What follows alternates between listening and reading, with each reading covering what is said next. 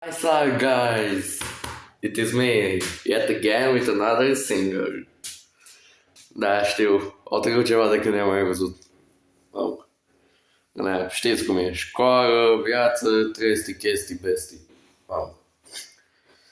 Mă uitați. This is gonna be a single hit only. So, hit it. Eu o să postez mă intru acum pe beat să răspund glumiețului, cartierul meu e hanul glumiețului. Stați cu 7 semințe pe bordură, ce cântați voi e o mare corcitură. Iar acum ești cu mine o să dați cărghe bere, că prostia voastră bați tu joc de maniere.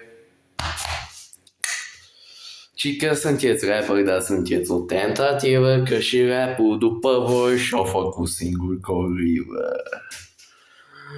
Sunteți proști grămadă și voi în prostia voastră v-ați dat singur foc atacând muzica noastră.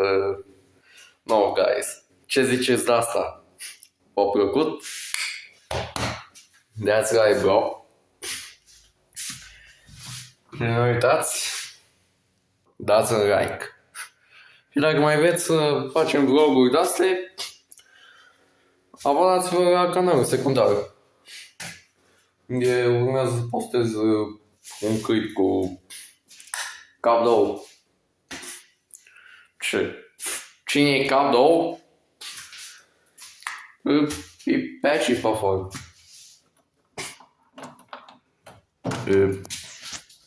Tic. Hai bă, Tic. Cuță. Cuță. Hai bă.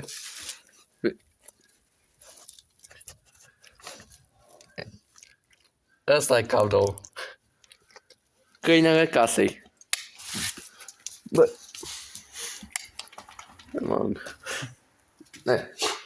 Îl țin pe aceea până curte. Umblă de colo ca nebunul. Eu.